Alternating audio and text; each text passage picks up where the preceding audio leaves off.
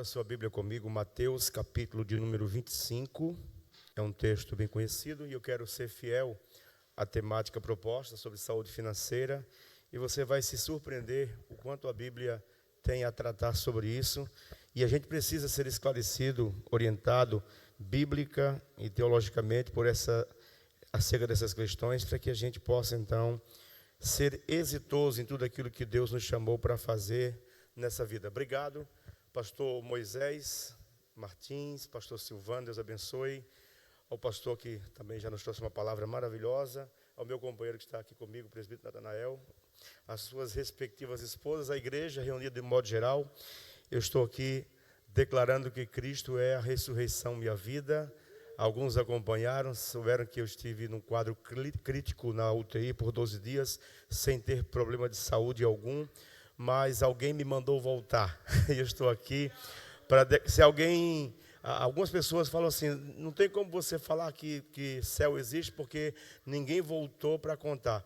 Primeiro porque a Bíblia diz que Paulo foi ao céu e viu como é que ele era. Resolveu ficar em silêncio sobre algumas coisas, mas João escreveu um livro inteiro, então esse papo não cola. Quem achou Mateus capítulo 25 e o verso 14 diz amém. Verso 14 diz assim: porque isto é também como um homem que, partindo para fora da terra, chamou os seus servos e entregou-lhes os seus bens. E a um deu 5 talentos, e ao outro 2, e ao outro 1, e a cada um segundo a sua capacidade. E ausentou-se logo para longe. E tendo ele partido, o que recebera 5 talentos, negociou com eles, e granjeou outros 5 talentos. Da mesma sorte, o que recebera 2, granjeou 2, e ganhou 2. Mas o que recebeu 1, foi e cavou na terra, e escondeu o dinheiro do seu senhor. E muito tempo depois veio o senhor daqueles servos e fez contas com eles. Então aproximou-se do que recebera 5 talentos e trouxe-lhe outros 5 talentos, dizendo: Senhor, entregaste-me 5 talentos, eis aqui outros 5 talentos que eu granjeei com eles. E o seu senhor lhe disse: bem está, servo fiel.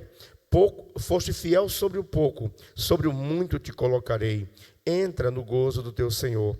E chegando-se também o que tinha recebido 2 talentos, disse: Senhor, entregaste-me 2 talentos, eis que com eles granjeei outros 2 talentos. Disse-lhe o seu senhor: bem está, servo fiel, bom e fiel. Sobre o pouco foste fiel, sobre o muito te colocarei. Entra no gozo do teu senhor. Mas chegando-se também o que recebera 1 talento, disse: Senhor, eu conhecia-te que és um homem duro, que ceifas onde não semeastes e ajuntas onde não plantastes ou não espalhastes. E atemorizado, escondi na terra o teu talento. Aqui tens o que é teu. Respondendo-lhe, porém, o Senhor disse: mau e negligente servo, sabes que ceifo onde não semeei e ajunto onde não espalhei? Devias então ter dado o meu dinheiro aos banqueiros, e quando eu viesse receberia o meu com juros. Tirar-lhe, pois, o talento e dá-lhe ao que tem 10 talentos. Amém? Repita comigo: um discípulo empreendedor. Pode sentar-se. As parábolas de Jesus, elas nos ensinam verdades espirituais. Na maior parte delas, ele retrata realidades do reino do Espírito. Mas essa parábola em particular, ela também nos oferece lições sobre questões temporais, econômicas, morais, até porque o homem é uma unidade biopsicossocial, então não tem como negar o fato de que ele também tem relação com a vida financeira, relação com os valores da vida. Todos que vêm a este mundo vêm com uma responsabilidade moral de crescer, evoluir, desenvolver-se a ponto de que tudo aquilo que vem ao seu encontro, às suas mãos, e todas as suas potencialidades devem ser postas a serviço de um propósito chamado de glória de Deus. É tanto que Paulo diz: quer comamos, quer bebamos, quer morramos, façamos tudo para a glória de Deus. Então, da perspectiva bíblica, o propósito pelo qual alguém está vivo biologicamente e vivo no reino é viver para a glória de Deus. Agora, Você percebe que a linguagem monetária, ela se destaca em Mateus. E não é sem propósito, ele trabalhava com isso. E Deus em Cristo não desperdiçou isso. Do contrário, o chama, o convoca e leva ele a escrever uma narrativa da vida de Cristo, utilizando-se da linguagem que ele dominava, a linguagem monetária e financeira. Os seus conhecimentos, as suas habilidades administrativas, elas foram postas a serviço da descrição do reino de Deus. Você perceberá que essa linguagem monetária é usada para descrever as realidades do reino de Deus. Quer ver uma coisa? Paulo disse: vocês devem portar-se de forma varonil, ousada neste mundo, porque vocês não foram resgatados com coisas corruptíveis como prata e ouro, da vossa vã maneira de viver, mas com o precioso sangue de um cordeiro. Lembre-se que o próprio envolvimento do processo de Cristo, para que ele dissesse lá no Calvário, está consumado, houve um processo de negociação, e a linguagem ali é monetária. Uma coisa é certa: você e eu fomos comprados por bom preço. Então é inadmissível alguém adotar para si um espírito pequeno, tacanho e intimidador. Não, porque você foi comprado não para ser uma casa abandonada, mas para ser uma casa habitada. E tudo aquilo que tentar intimidar o seu crescimento, lembre-se disso: maior é quem está com você, maior é quem está conosco, maior é quem está com a igreja. Agora veja que Mateus ele estabelece a linguagem comercial como aquilo que vai descrever de forma idealizada o reino de Deus. Você perceberá que o capítulo 25 que eu acabei de ler, ele é precedido pela parábola das 10 virgens, que está relacionada à volta de Cristo. Então você perceberá que recompensas, galardões e ajuizamentos se dão entre esse intervalo, entre a ida do Messias e a volta do Messias. Nós acreditamos que Jesus pode voltar a qualquer hora, inclusive antes desse culto terminar. Mas se ele não voltar, que ele te encontre trabalhando, crescendo. Isso me remete a uma história verídica do primeiro americano que tentou desafiar o Monte Everest. Nunca antes ele havia sido escalado. E quando ele foi, a primeira tentativa, ele foi frustrado. A comissão que o recepcionou colocou um grande banner, grande assim, mais alto mesmo, de quase 6 metros de altura, para humilhá-lo diante do seu fracasso. Só que ele timidamente chegou perto daquele banner e, dirigindo-se à foto do Everest, disse: você não pode mais crescer, mas eu continuo crescendo. Ele escalou o Monte Everest 6 vezes pela primeira vez. Então entenda que experiências de fracasso não determinam quem eu sou. Do contrário, do fracasso é possível se tirar lições preciosas para a vida. Às vezes o fracasso faz parte da economia divina. Deus permite situações como essa para me modelar na sua dependência. Eu creio que o reino de Deus é um reino que cuida dos seus súditos, em especial na questão monetária. Eu costumo muito estimular a fé dos meus filhos no que diz respeito a finanças, contando a eles testemunhos reais, experiências reais e concretas. Eu me lembro que um dia o meu filho chegou para mim e disse: papai, eu quero dinheiro para comprar chocolate da Garoto. Eu falei: você está pedindo para o pai errado. Ele me olhou assim: mas o senhor não é meu pai? Eu falei: sou seu pai, mas o seu pai mesmo é Deus. Vá lá no quarto e peça a ele. Ele entrou no quarto e disse: papai do céu, aqui é o Thomas, filho do pastor Lucier. Eu acho que o senhor conhece meu pai. Se o senhor conhece, eu quero que o senhor mande dinheiro para o meu pai comprar chocolate da Garoto, e não se demore a fazer isso. Amém. Essa é a oração modelo do Novo Testamento? É, porque a linguagem da oração no Novo Testamento é descrita a partir da linguagem comercial. Quem escreve é judeus. Judeus usavam a linguagem comercial para tudo.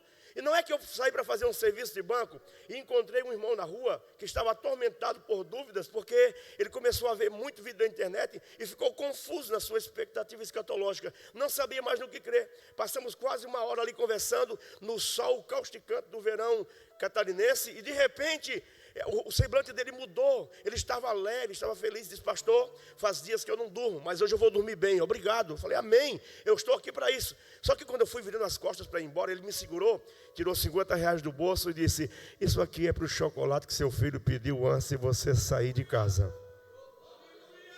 Quem foi que disse que Deus não está atentos a pedidos de meninos. Aliás, já vai uma regra do reino para quem quer crescer. Se você não se tornar como menino, você não acessa nada do reino. E eu vim pregar para meninos do Espírito. Agora veja, Jesus ele vai falar sobre a compra de azeite, ele vai falar sobre a negligência dos talentos. Esse capítulo fala sobre não comprar o que se deveria comprar no tempo que se deve comprar.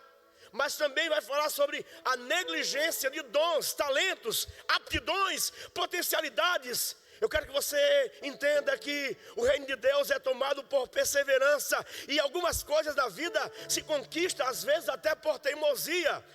Eu me lembro que eu morava num prédio e antes de ir para a universidade, um dia eu levantei e o Espírito Santo falou assim: cante a primeira estrofe de Amazing Grace. Eu gosto muito de cantar, não sei cantar, mas cantei. Quando eu terminei a primeira estrofe, aquela voz disse: tá bom.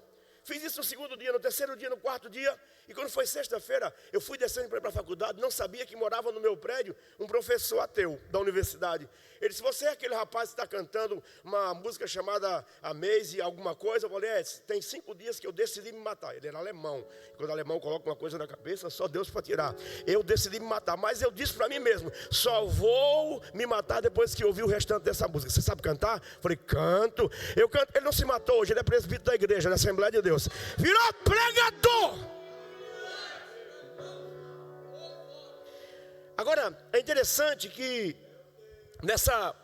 no início dessa parábola, ela pontua o ponto de vista do Senhor, dizendo que a todos foi dado capacidade. Ele diz que habilidades administrativas foram dadas ao que recebeu 5, ao que recebeu 2 e ao que recebeu 1. O que é que Jesus está dizendo? Para de mover-se por inveja. O que você precisa para viver e para agir, eu dei. Eu não deixo ninguém sem uma porção. Apenas trabalhe o que eu lhe dei. Não me dão oportunidade. Eu me lembro que quando eu me converti, saí do rock and roll, do ateísmo, da militância marxista, não deixava eu pregar na igreja. Eu fui pregar na rua, eu fui pregar nas escolas, eu fui pregar nos hospitais, eu fui pregar nos leprosários, porque quem quer dá um jeito. Qual é a proposta do evangelho? Você tem um talento? Se vira, reaja, faça alguma coisa com ele. Por quê? Porque um dia lhe será pedido contas.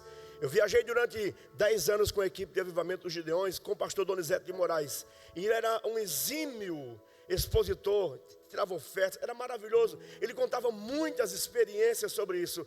Mas ele costumava sempre, pelo menos uma vez por mês, quando a gente estava viajando por esse país, pregar sobre essa parábola. E aquilo me marcou profundamente. Ele sempre dizia: não importa se você tem um talento, se você tem 2, se você tem 5, o que você precisa é trabalhá-lo. Faça alguma coisa com ele. Tem horas que a gente não sabe o que fazer, mas o esquisito mesmo é não fazer nada. Eu ouvi certa vez a história de um ratinho muito esperto, e o gato decidiu que iria jantá-lo. Só que as suas tentativas foram frustradas, porque o ratinho era esperto. Eu acho que ele era crente. E de repente, o gato pensou consigo: por favor, não saia daqui dizendo que gatos pensam, porque vão lhe prescrever um psiquiatra, né? Esse aqui é uma fábula. E o gato então pensou: eu preciso me adaptar, eu preciso mudar, ele é muito rápido, eu não consigo acompanhar, eu preciso mudar a estratégia. Ele foi até a toca do rato e latiu: uau, uau, uau, uau. E o rato saiu despreocupado. Quando ele saiu, ele abucanhou. Se ele fosse falar em língua catarinense, eu não sou catarinense, sou paraibano, ele ia dizer: Oxe, nego, que diabo tu és? Tu és gato ou tu és cachorro? Ele disse: meu amigo, nesse mundo globalizado, quem não fala 2 línguas morre de fome. O que ele está dizendo?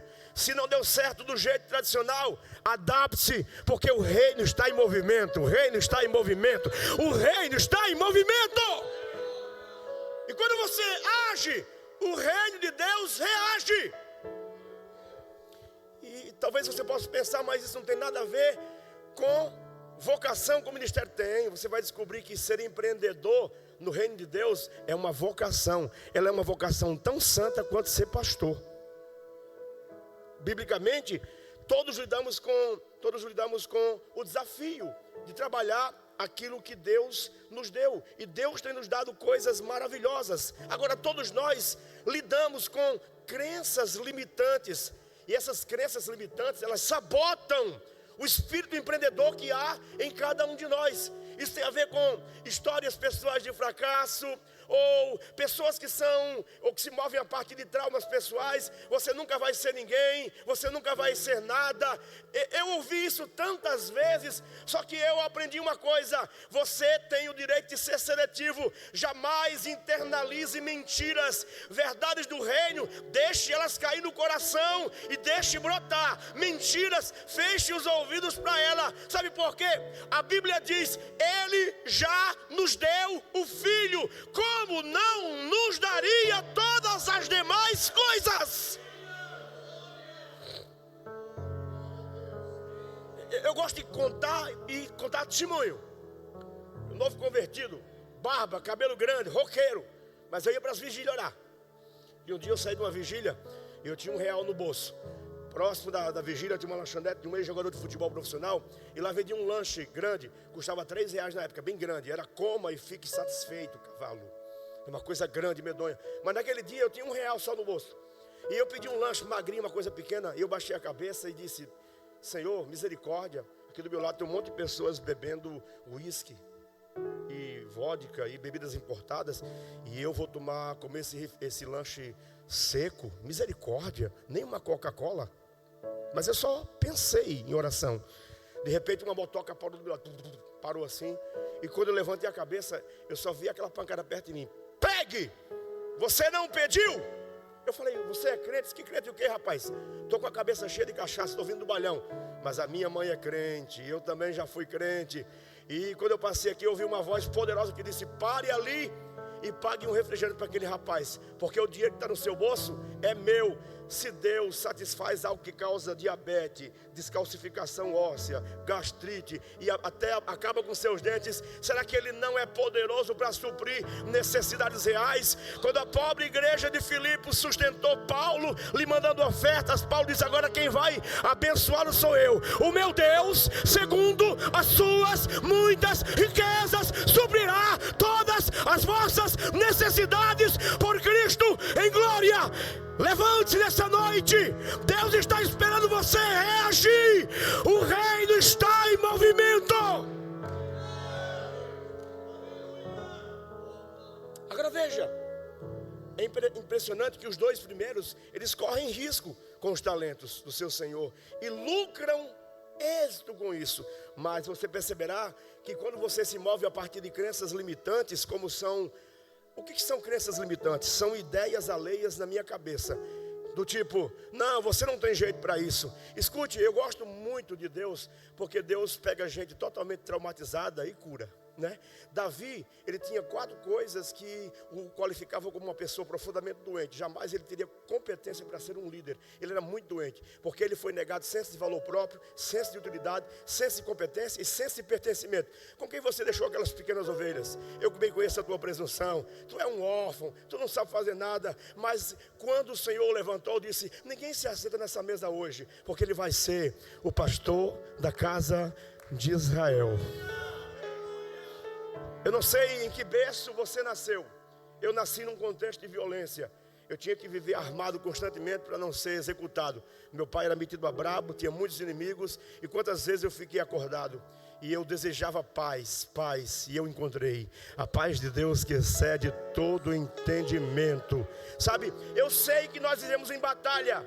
A nossa luta não é contra a carne, não é contra o sangue, mas contra os principados, contra as potestades, contra as legiões da maldade nos lugares celestiais. Então entenda uma coisa, que no meio dessa guerra permanente, do berço ao túmulo, existe um bunker de paz. Você pode estar no meio da guerra, mas a paz de Deus possui o seu coração, porque a vida não depende de você, depende de Deus.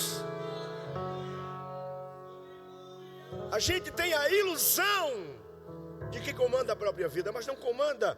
É Deus que comanda a nossa vida e a vida, a história humana. Muitas vezes a gente vai orar e a oração contemporânea consiste em 3 coisas: pedir, reclamar e dar conselhos de joelhos a Deus. Senhor, faça assim.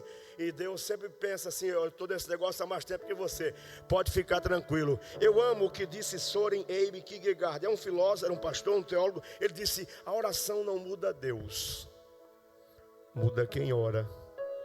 Muda quem ora. Cada vez que você ora, você sai da presença de Deus com princípios práticos para a vida. Então você percebe que as crenças limitantes, elas abortam iniciativas. As crenças limitantes, elas são modelos estanques. Eles não creem em ampliação, não creem em crescimento. É aquela sensação de, tá bom assim, não tem mais para onde se expandir. Isso é mentira. Nós estamos abertos a um processo de crescimento, e é isso que o reino espera. Sabe o que é que Paulo diz para Timóteo? Seja o teu aproveitamento. Eu sou curioso e fui estudar a palavra grega.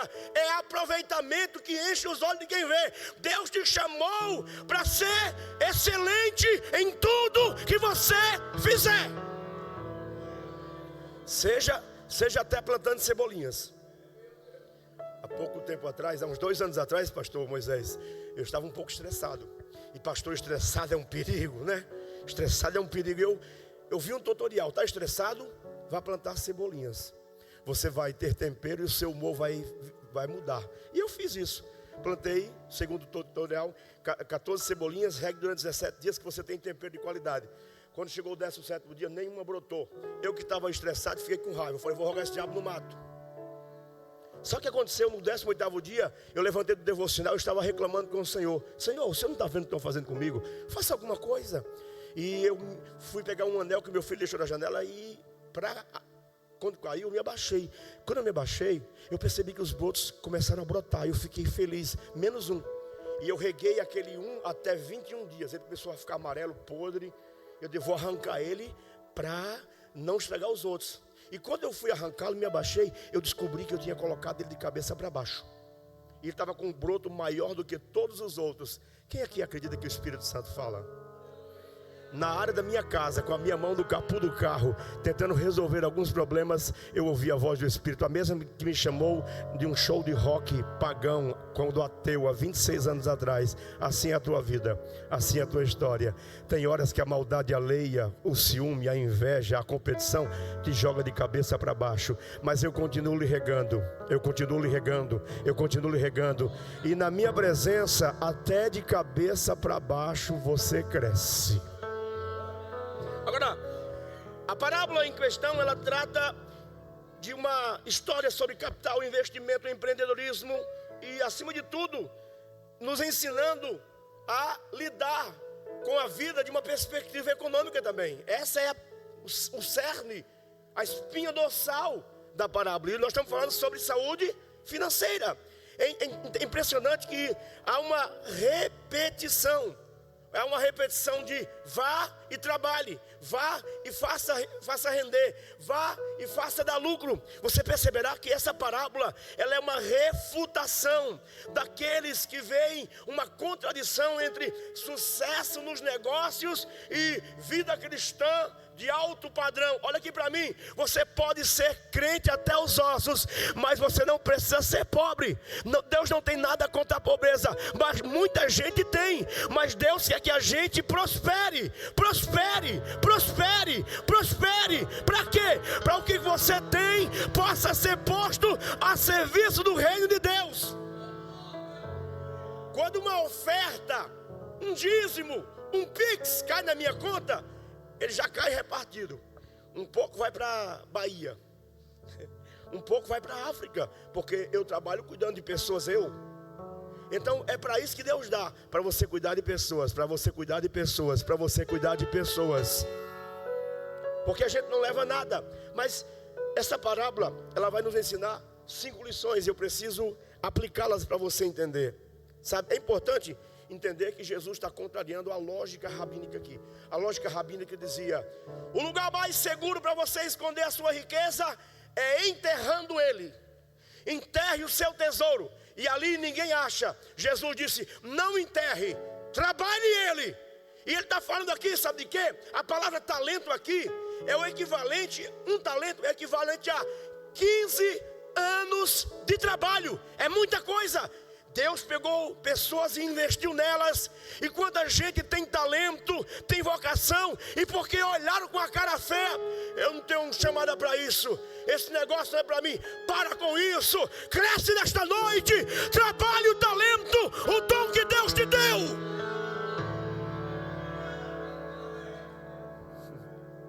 A gente às vezes quer se intimidar. Porque me olhar de um jeito que eu não gostei. Você não tem controle sobre o pensamento, nem a vida mental alheia. Mas você pode ter controle sobre a sua vida mental, se o Espírito Santo lhe controlar. Não se deixe conduzir por aquilo que estão dizendo e pensando, mas viva aquilo que Deus lhe chamou para viver. Há 20 anos atrás, eu morava em Mossoró, Rio Grande do Norte. Era um jovem solteiro, cheio de vontade de trabalhar no ministério. E o Senhor falou assim: eu quero que você pegue suas coisas e vá para Camboriú. Irmãos, olha aqui para mim. Eu não conhecia Gideões. Eu era mergulhado em filosofia ateísta. Mas Deus falou assim: vá para Camboriú. Eu não vim de Gol, de TAM, nem de Azul. Eu vim de moto. Numa 125. 4.300 quilômetros. E não vim sozinho, vim na garupa. Você é doido. Não, eu sei quem falou. Pare de se mover pela cabeça dos outros. Deixa o Espírito e a palavra lhe guiar. Deixa o Espírito e a palavra lhe conduzir. Porque quem obedece a Deus chega aonde não chegaria sozinho. Quem obedece a Deus e a palavra e deixa-se guiar pelo Espírito verá o que nunca imaginou. Aquilo que os olhos não viram, os ouvidos não ouviram, nem subiu ao coração. Isso é herança do reino. Herança do reino. Isso é herança. É porque a gente pensa na perspectiva sempre espiritual. E eu creio que a prioridade é espiritual. Você pode observar que se você está bem espiritualmente, as questões financeiras da vida, elas começam a se organizar. Elas se organizam. Porque a vida no altar organiza o restante da vida. Organiza mesmo. Olha aqui, o problema, a questão é que às vezes a gente confia no poder do dinheiro. Algumas vezes eu dizia: eu dependo do altar para minha esposa. E um dia eu estava orando e o Espírito Santo falou no meu coração: você não depende do altar, você depende do Deus do altar. Quem te mantém é o Deus do altar, o Deus do altar, o Deus do altar. E esse Deus cuida, esse Deus é um Deus cuidador.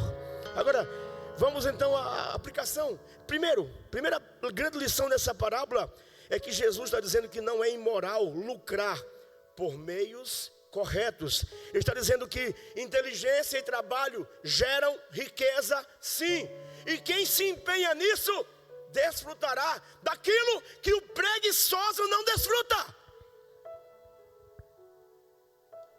Porque a tendência natural, um mecanismo de defesa de gente adoecida, é criticar quem conquista as coisas. Certamente está roubando. Mas você não viu se ele está de madrugada. Eu cuido como pastor. Eu tenho amigos que trabalham comigo, que eu cuido pastoralmente, são empresários. Eles têm uma rotina de trabalho louca. Eu trabalho com um empresário que administra 9 empresas. Ele dorme 3 horas por dia. Aí quando ele chega no estacionamento da igreja com aquele carro bonito, sei não, hein? Acho que tem ilicitude aí. Não, tem muito trabalho. Coisa que a gente às vezes não faz. Então Deus prospera quem trabalha. Deus prospera quem age. Deus prospera quem reage. Segunda grande lição desse texto é que, antes de qualquer coisa, Jesus está dizendo que a falta de iniciativa é pecado. É pecado. Pecado na acepção da palavra. É errar o alvo. Agora, Jesus ele inverte a lógica da relação com o dinheiro presente nas realidades rabínicas. Por quê? Os rabinos diziam: o que está enterrado, ninguém mexe. Jesus está dizendo: o que está desenterrado, eu posso usar. Eu posso colocar em movimento para cumprir propósitos. Porque não é dinheiro pelo dinheiro, é o dinheiro que se move com propósitos. A Bíblia diz que o dinheiro, por tudo e para tudo, responde. Tem horas que o dinheiro não responde, mas tem horas que o dinheiro responde a algumas questões. Agora, o segundo grande ensinamento dessa parábola é que enterrar os talentos é uma rota de covardia e de empobrecimento. Jesus está dizendo que quem faz isso, quem enterra dons, quem enterra talentos, o nome disso é processo de fuga. Nós às vezes não entendemos isso, mas todos nós temos aquilo que chamamos de vocação. Você foi chamado para conquistar alguma coisa, fazer alguma coisa, trabalhar em alguma coisa, realizar alguma coisa, Pastor, eu não sei o que é. Isso também é uma descoberta pessoal. A palavra vocação, ela vem de vocare, ouvir atentamente. De repente eu não sei o que é.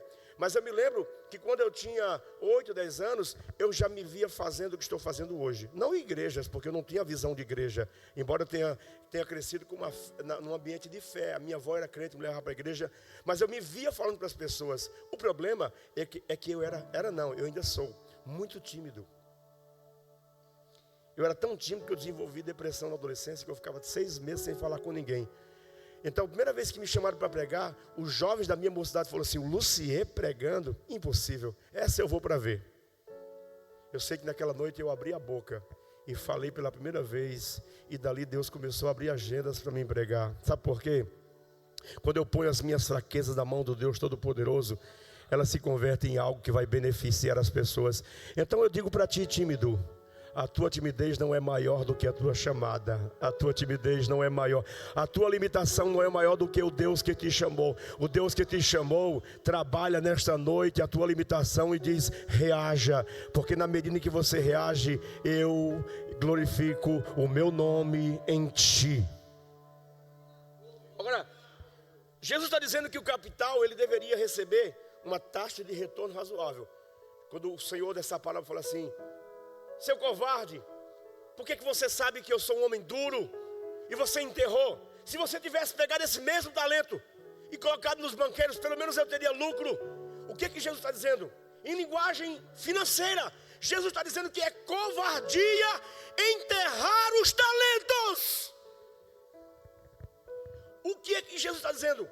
É que eu vou ficar pobre. Não somente isso, quando você enterra o seu dom, quando você enterra o seu talento, você empobrece pessoas à sua volta. Se você conseguir dar glória, dê. Você já ouviu a expressão do mundo capitalista? Time is money, time is money. Tempo é dinheiro. Então ela veio daqui. Ela veio dessa passagem bíblica. Como é que eu sei? Porque eu rastreei historicamente. E quem escreveu isso, primeiramente, foi um judeu. Tirou da Bíblia. Então, de fato, tempo é uma dádiva. Então eu tenho uma palavra de Deus para você: remindo o tempo, porque os dias são maus. Não vos embriagueis com vinho, onde há contenda, mas enchei-vos do Espírito de Deus. A terceira grande lição dessa parábola é porque ela é uma crítica severa. É uma crítica severa.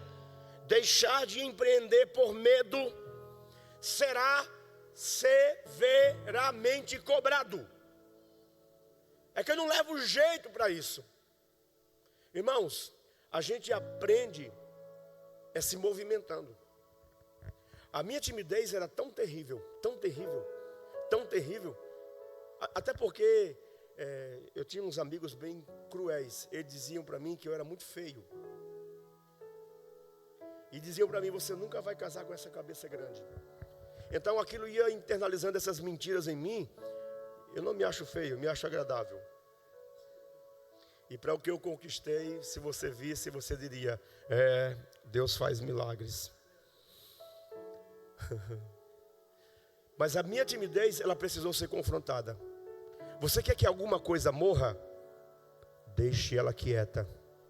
Mas como Deus não quer que você morra, Deus lhe confronta nessa palavra, nessa noite, lhe dizendo assim: ei, deixar de empreender por medo é covardia, e isso será cobrado. É preferível sofrer os processos de deixar-se ser usado do que simplesmente retirar-se de cena e esconder o talento. Reaja nessa noite. Olha o que Paulo disse para Timóteo: Timóteo, desperte o dom de Deus. É a mesma palavra grega. Desperte o dom de Deus que há em ti, o qual te foi dado pela imposição do ministério. Não leva um jeito. Eu sei, Timóteo, que a mesma fé que habitou em tua avó, em tua mãe, também habita em ti. Reaja.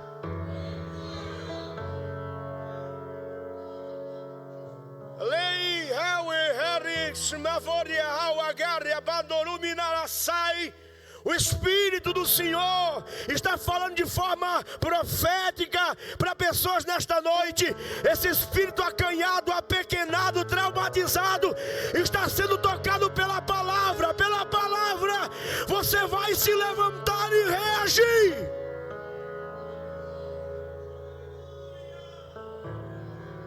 Sabe por quê? Às vezes a gente... Eu gosto de pregar explicando as coisas. Me perdoe se eu falo muito rápido. A palavra de Deus diz em Hebreus assim: porque a palavra do Senhor é como uma espada aguda de 2 gumes que vai até a divisão da alma, das juntas e medulas, e é apta para discernir os segredos do coração. Quem já ouviu isso diz amém. Mas a palavra, deixa eu explicar para você. A fé vem pelo entendimento também. A palavra 2 gumes aqui em grego é 2 bocas. Deus tomos. O que o texto está dizendo? É para você dar glória, tá? É para você dar glória. Ele está dizendo que toda vez que qualquer boca repete o que essa boca aqui já falou, acontece de novo. É mesmo? É. Eu estava com um curso de psicologia trancado, 7º período. Tinha voltado da missão, tranquei para ir para a missão. Curso de psicologia e psicanálise. E eu me lembro que eu passei de frente à Univale, voltando para Santa Catarina, sem saber o que fazer, por onde começar. Eu passei de frente à Univale, e eu estava fazendo um outro curso lá, e tive que parar porque era caro. Eu falei: Univale, coisa de crente, né? Falar com uma instituição. Univale, você me mandou embora porque eu estava sem dinheiro. Mas eu estou voltando, hein? Eu estou voltando. Em nome de Jesus. E fui para casa. Quando foi 30 dias depois, uma mulher chamada Nikita me ligou da Univale. Você que é o senhor Lucier Freitas? Eu falei: sim. A universidade gostaria de saber se você gostaria de estudar novamente na Univale. Eu falei: sim, como? Nós estamos lhe dando uma bolsa gratuita, e para você estudar estamos lhe dando um valor mensal de tanto por mês. Eu estou no 7º período, estou concluindo hoje o 6º trimestre, vou começar o 7º. Sabe por quê? Porque quando você reage, muitas vezes a gente chega em casa e a gente já vai amaldiçoando lá. Ô casa pequena, torne-a grande. Diga: Senhor, dilata esse lugar com a tua presença, porque onde a presença de Deus está, o que é pequeno cresce. Cresce. Levante a sua mão, por favor. Boli Harrisat Semer Kavundi Gevandorou Barehawe Hederekau Labaia Hawa Kamandori Menaramandarai Leke Satsavandoria Mandorou Quer que Pai Satsumendoria Mandoiasa. O Senhor está lhe dando crescimento. O Senhor está dizendo: trabalho, talento. Trabalho, talento. Quem lhe dá crescimento sou eu. Eu lhe coloco aonde você não imagina.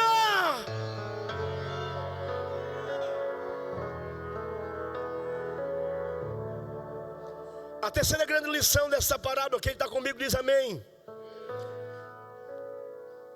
é que há uma crítica severa. Deixar de empreender é pecado e vai ser cobrado.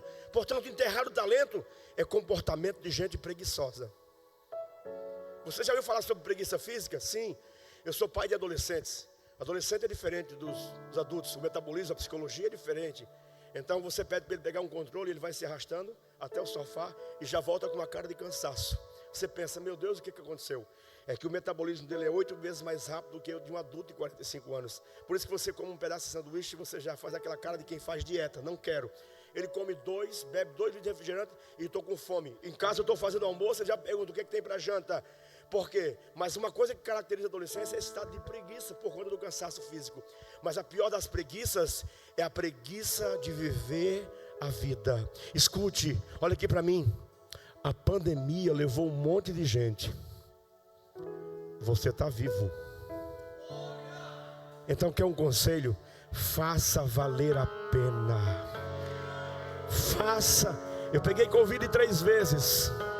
Eu acabei de voltar de um quadro clínico de pancreatite aguda, falência cardíaca, água no pulmão, água na pleura e falência dos rins. No 9º dia, eu estava clinicamente morto na UTI do Ruth Cardoso.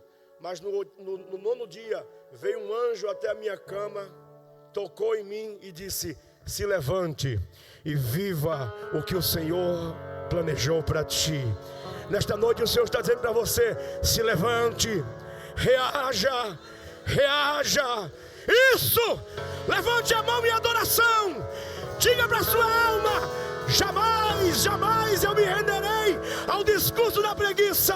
O Deus da Bíblia é um Deus trabalhador. E a Bíblia diz: desde a antiguidade não se viu, nem se ouviu Deus além de ti, que trabalha, que trabalha, que trabalha, que trabalha por aqueles que nele esperam. Eu sinto a presença do Espírito. É possível falar línguas estranhas falando de dinheiro? É, porque eu bato a mão no meu dinheiro, no meu bolso, e digo para ele: ei, o meu Deus não está aqui, Ele está aqui. Aleluia. A quarta lição, ela é direta e objetiva. Deus recompensa aqueles que entendem. Entende o que é, pastor? Que empreender é uma obrigação moral dos súditos do reino de Deus. É mesmo? É. Crescer é a única rota que o reino aponta. O reino não manda ninguém. Como é que você sabe disso? Elias estava depressivo no Carmelo. Ele viajou 468 quilômetros. Por quê? Por causa de uma mensagem de Jezabel: eu vou lhe matar, eu vou lhe matar. Ele não conseguia apreciar nada. Mas quando ele está lá, Deus sabe o que Deus faz? Faz o caminho de volta. Ele faz o caminho de volta. Mas ele não vem pensando em Jezabel e Acabe. Ele vem apreciando o Deus Criador. Tire os seus olhos daquilo que ele destrói. Coloque os seus olhos no Senhor.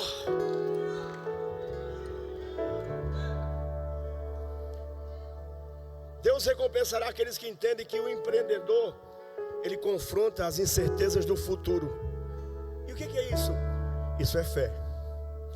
Lança o teu pão sobre as águas, porque depois de muitos dias o acharás. Um monte de canoa subindo o Nilo.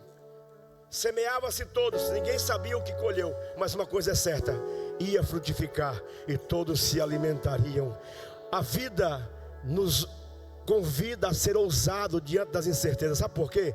Porque as incertezas da vida são reais, mas o Deus provedor é mais real e mais poderoso do que as incertezas da vida. Por 15 anos eu trabalhei com o pastor Cisino. Ele fez meu casamento, meu noivado, me tirou para o ministério, auxiliar, diácono, evangelista. E um dia eu precisava pagar uma parcela da universidade, do curso de psicologia, R$980. E eu tinha ganhado de presente um relógio lá no Rio Grande do Sul, que veio da Rússia. Era um relógio simples, que estava com defeito. Eu comprei, coloquei na mão do alemão. Ele disse: um mês para tentar resolver. Eu falei: resolve. E eu falei: eu vou vender esse relógio para o pastor. E eu, quando eu chego, estava vendo um velório. Quando eu entro no pavilhão dos Gideões, o pastor Cisino já me olhou. E a gente conhece nosso pastor. Eu falei: ele já sabe que eu vim atrás dele de alguma coisa. Quando eu cheguei perto dele, ele falou assim: meu filho, Pai do Senhor, você está bem? Eu falei: estou, pastor. Ele disse: eu não quero comprar o relógio que você trouxe no bolso.